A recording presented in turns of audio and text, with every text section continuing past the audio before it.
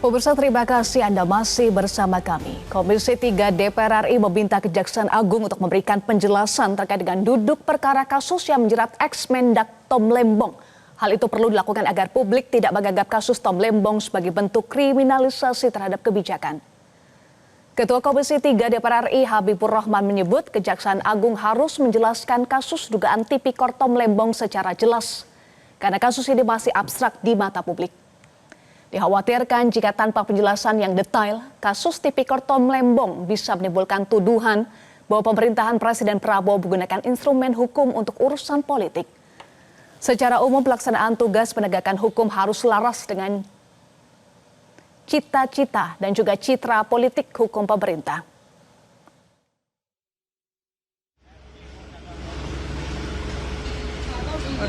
Izin Pak, apa benar Bapak ngasih izin persetujuan impor ke PT AP itu Pak? Pak, Bapak tahu nggak sih kalau itu tuh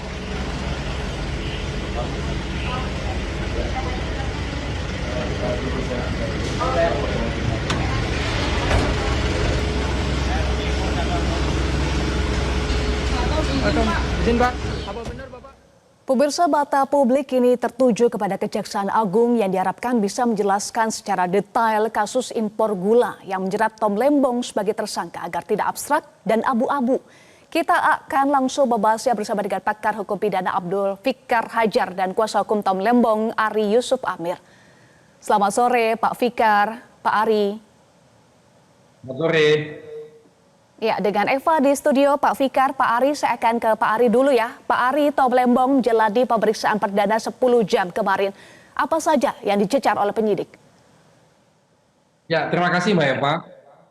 Jadi selama pemeriksaan kita dimulai dari pagi hari itu sampai malam, masih berkutat di surat-surat yang dikeluarkan oleh Pak Tom Lembong. Jadi semua surat-surat yang dikeluarkan oleh beliau ditunjukkan lalu dikonfirmasi. Dan tentunya sebagian besar beliau lupa karena sudah 10 tahun yang lalu ya surat-surat tersebut. Tapi substansinya semuanya bisa beliau jelaskan. Karena setelah membaca surat tersebut dia bisa jelaskan. Dan setelah dicek semua surat-surat tersebut sudah melalui prosedur yang benar. Karena itu surat-surat itu kalau di kementerian kan ada dari bawah, dari dirjen ke sekjen sampai ke beliau. Lalu setelah surat-surat tersebut juga ditandatanganin beliau, itu juga dilaporkan dalam rapat koordinasi di Menko. Sampai pada rapat kabinet pun beliau menyampaikan apa hasil-hasil yang sudah dilakukan oleh Kementerian Perdagangan pada waktu itu. Nah, perlu kami tegaskan bahwa memang Pak Tom Lembong ini menjabat sebagai Menteri Perdagangan kan Agustus 2015, kalau tidak salah. Itu beliau melanjutkan. Jadi kebetulan surat-surat yang ditunjukkan itu surat-surat yang sambungan dari menteri sebelumnya, dari Menteri Perdagangan sebelumnya. Jadi Pak Tom Lembong melanjutkan komunikasi dengan pihak-pihak baik itu Kementerian BUMN, baik itu kepada PPI pada waktu itu, melanjutkan komunikasi dari menteri sebelumnya. Jadi sampai kemarin tidak ada hal yang penting dan kita lihat yang kaitan dengan peristiwa hukumnya ya, itu artinya hanya surat menyurat dan hal-hal yang biasa diambil oleh seorang menteri. Seperti itu Mbak Eva.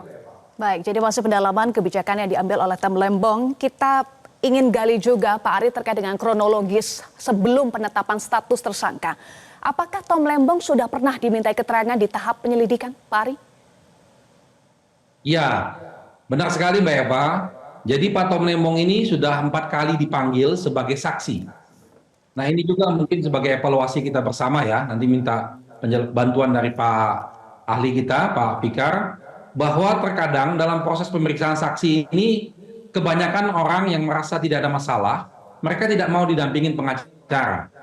Jadi mereka menyampaikan saja apa yang diinginkan oleh penyidik, dijelaskan secara jujur dan benar, dan selalu on time Pak Tom Lembong hadir dalam setiap pemeriksaan.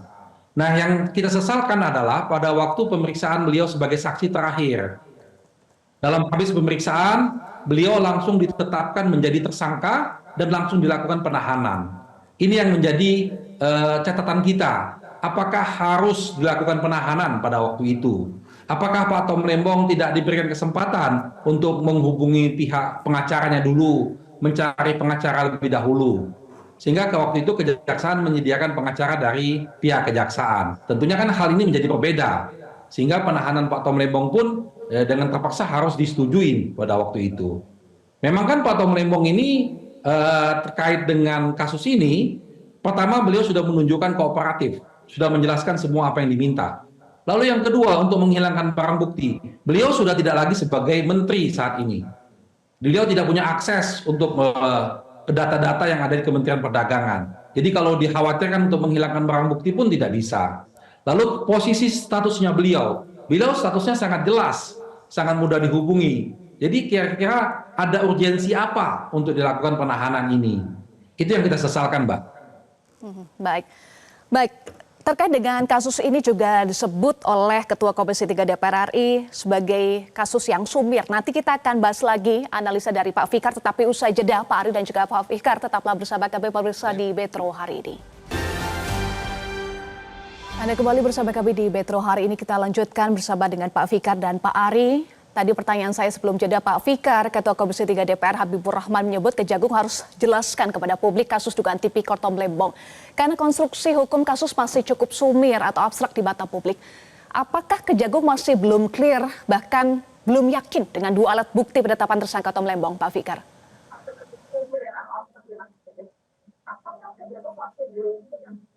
Mohon maaf Mbak, suaranya kurang jelas. Halo. Pak Fikar. Halo. Iya, Pak Fikar, sudah dengar suara saya? Ya, oke. Tanya. Baik, Pak Fikar, saya ulangi ya pertanyaannya tadi terkait dengan pernyataan Ketua Komisi 3 DPR yang menyebut bahwa Kejagung harus jelaskan kepada publik kasus dugaan Tipikor Tom Lembong karena disebut konstruksi hukum kasus pasti cukup sumir atau abstrak di mata publik.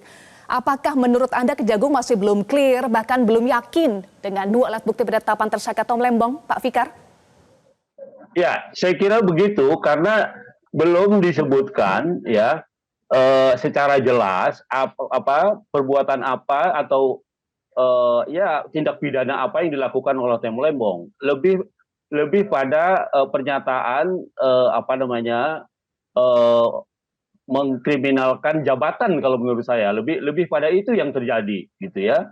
Padahal kan sebenarnya apa yang dilakukan oleh seseorang di dalam jabatannya itu ada mekanismenya sendiri gitu ya.